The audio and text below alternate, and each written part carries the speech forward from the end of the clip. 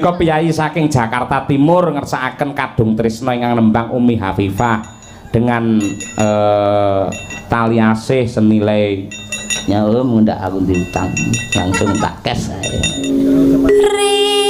Rinoso saya malila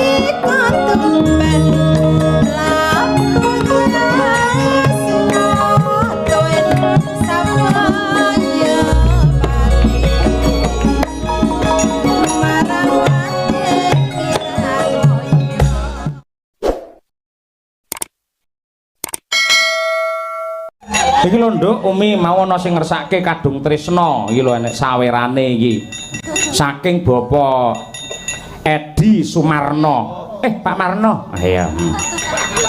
Bosek. Menika piyai saking Jakarta Timur ngersakaken kadung tresna ingkang nembang Umi Hafifah dengan tali asih senilai nyawa ngundak aku diutang langsung tak cash saya. Lebune ning rekening sapa mbuh iki mau. Iki nembang kadung tresna. Monggo menika Mas Edi kula aturaken pamundhut panjenengan. Kadung tresna dibawani karyane mbokmu. Ha iya Sukesi Rahayu. Iki karya taun pira? Taun 1400. Umure lho pira, iki karya udakara taun 2008 2009. Coba Umi Hafifah jumeneng nduk langsung bae nduk rapot nduk. Lah nggen gara-gara karimat-matan awake dhewe lek sore mau kan penuh dengan darder. Ayo. Ya ini wis santai ngene iki. Tur mau wektune limbukan rada njorok lho, Truk. Iya, tegese rada dawa, tegese nganti mangan wektu engko awake dhewe ya genti apa kuwi nugele wektu nggen gara-gara. Ayo, santai wae. Jam pira, Gong? Tengah 11 santai ae. Ayo. Monggo genduk Umi Hafifah. Rinoso saya malila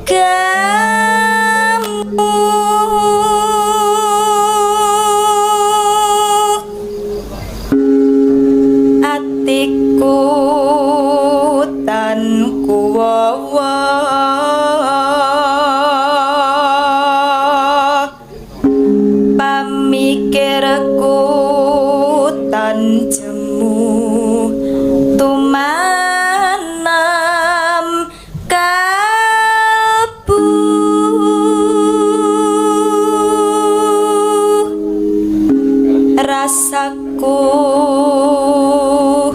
wis kadung tresna mung sira wong marak hati.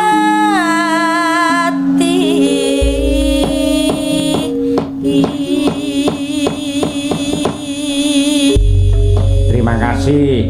Kejawi kula aturaken dumateng mliginipun Eyang Sutomo sumrambahipun Mas Krisna lan ugi sedaya keluarga ugi para pamirsa mboten langkung ugi kula aturaken dumateng ingkang kepareng mirsani lumantar streaming Kuntadi Channel. Nadyanto niki meh setengah 3 parandiri ingkang mirsani taksih 2700 pasang mata. Ukurannya awake dhewe lumayan banget. Sore mau nggen limbuhan 4.000. Ha iya, awake dhewe. Monggo ora awake dhewe. Matur nuwun ning yo ati-ati pokoke saya muncer saya viral ki biasane awake dhewe kudu luwih sabar. Ha iya. Aku bar kena imbasi Birgita kok. Ha iya. Pak Cahyo itu pintar sekali kalah viral dengan Dalang Mazda. Akhirnya yang menjadi pusaka adalah Birgita supaya memecah cintanya. Iya. Ngono kuwi ora apa-apa. Ora apa-apa, ora masalah. Mun tak SM kok le ngono kuwi. Ha iya. Ayo. Yo, coba kaya apa? Lamat wus katon tejane yen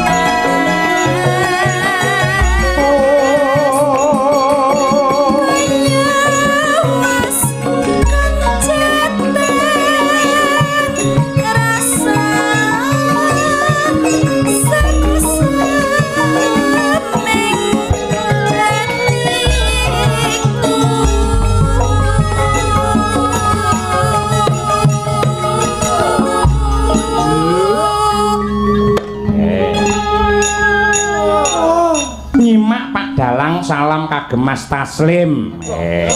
Saking kula Pak Waris Sugiono, king napa kok lek ngrembug melon kok sami gumujeng nggih. Pirangan Pak, kula mboten ngerti niku.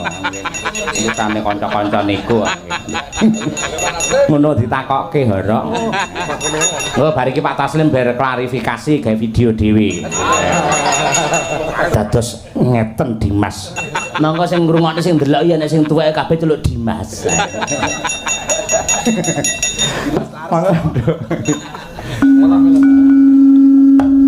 Bacaane sarwa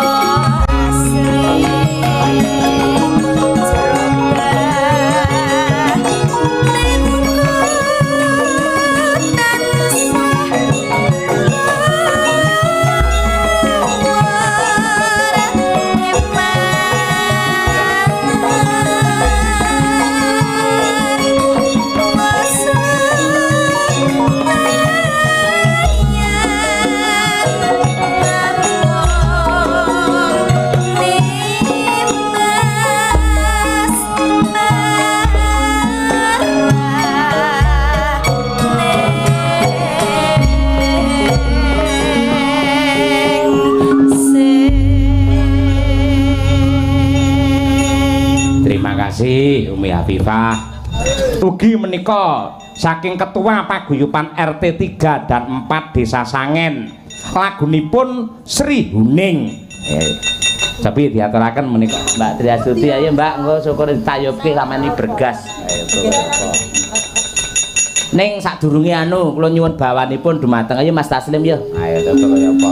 Engko langgame ben Mbak Tri Astuti. ya iki lho di kirimi salam saking Mas Waris Sugiono saking Surabaya niku Mas Taslim. Ya monggo bawanipun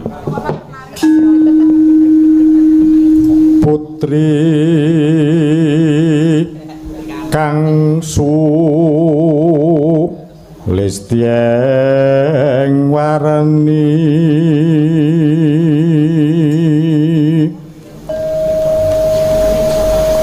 Sri Huning Mustika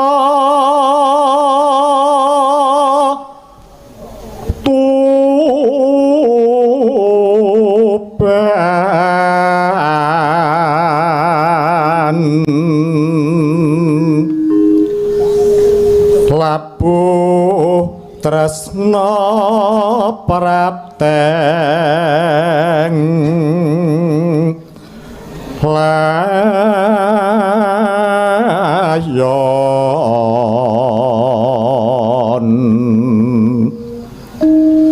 Truk perang brung wis ora yahine nekat ora tok prang gong bojone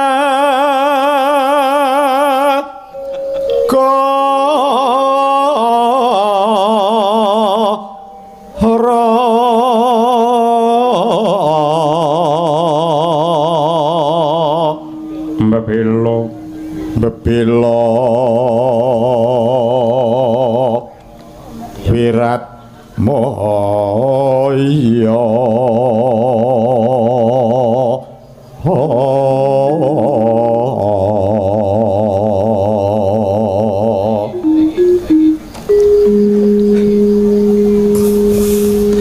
tan urung Sri Huning gundul gugur iki anake Mbah Sukron gugur gundul ora senengane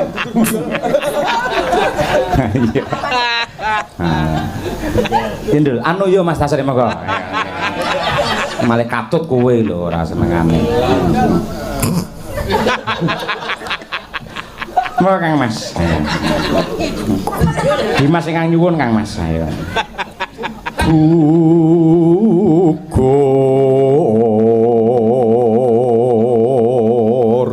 semangka mongko ora nggih se mongko kakean kok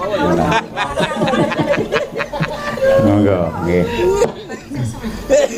mongko mustikane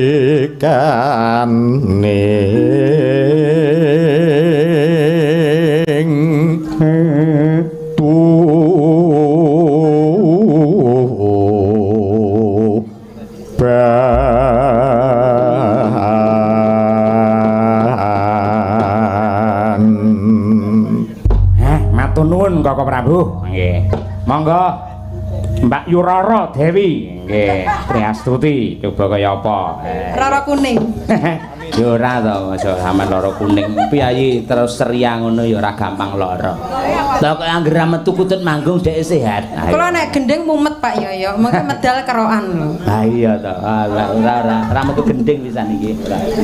Mboten wonten gending ta niki mengke. Mboten. Sri Uning saiki. Nek metu gending kula gendeng. Ha aja.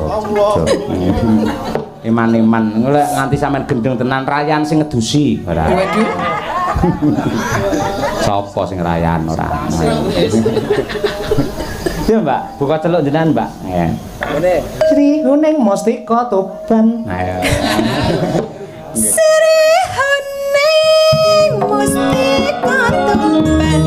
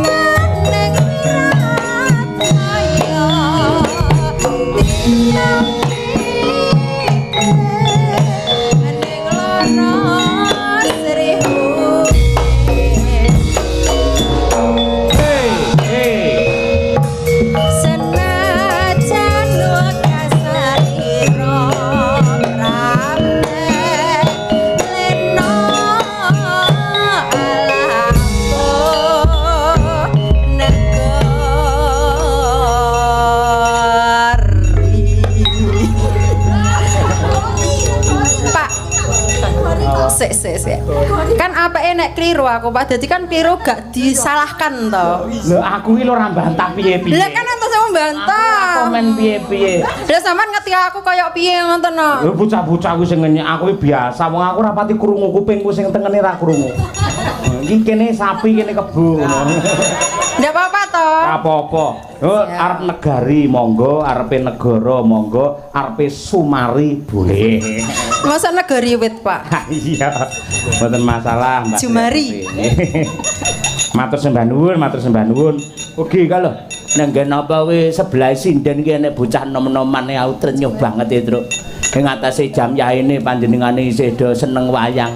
Muga-muga sok do apa iki jenenge sing menjadi pelestari budaya penanggap wayang sing tresnani wayang sak teruse ya, Truk. Iya. Ngene iki awake dhewe dadi apa di semangat meneh mergo isih akeh generasi sing cinta kepada wayang. Ya. Malah wingi aku bar diampirake ya kuwi bos catering Surabaya. Panjenengane iki Mas Toni duwe komunitas rata-rata piyai sukses sing mirsani wayang iki pancen seneng karo khusus lakone tok. Lho iki enek ngono kuwi bae. Tur isih akeh tur piyai sugih kabeh. Lho kuwi. Sok-sok yen ana dalang sing cocok karo batine kaya sesuk ning ITS ngono kuwi. Nadyan to panjenengane iki rene hubungane karo panitia. Kuwi gawe baliho dhewe di titik-titik penting di Surabaya, dipasang pamrih sing mirsani akeh. Lek sing mirsani akeh dalang kuwi iso bola-bali sowan ning Surabaya meneh. Yen sowan bola-bali panjenengane melu menikmati kaya apa gelare lakon. Lho ngono kuwi. Wah, jane seneng lek ngono kuwi. Lah ya, urung karuan lho, Gong. Kowe aja nganti pesimis. Penonton saiki gur limbuhan karo gara-gara ora. Isih akeh para maniak-maniak lakon sing pirang-pirang malah ya kuwi sing sok-sok malah gelem nanggap wayang kaya Mbah Tomo ngene iki. Heeh, iki isih setunggal melih. Ngersakaken kembang rawe. Saking apa iki? Gurda. Nggih. Saking gurda. Nggih. Diaturake coba Mbak Winong Nawangsih karo Mbak Birgita Ayu iki ya tak loro. Nggih nutup acara nggih gara-gara. Ayo. Ya coba kaya apa? Langsung mawon para kadang. Nggih gemene wekdal. Yo diaturake kembang rawe. Yo.